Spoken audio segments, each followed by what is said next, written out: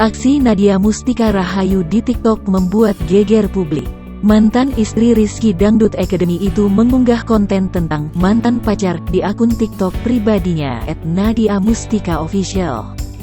Rabu tanggal 29 Desember tahun 2021. Nadia Mustika mengunggah video dirinya main dubbing sound TikTok yang digunakan.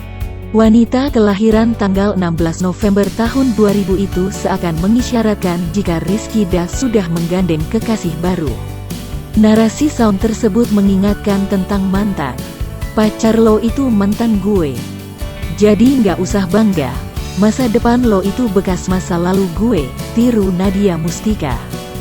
Sementara itu pada keterangan unggahannya Nadia menulis jika dirinya hanya bercanda.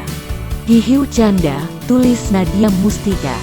Meski sudah menuliskan jika dirinya hanya bercanda, tapi masih ada yang menilai konten tersebut adalah curahan hati Nadia.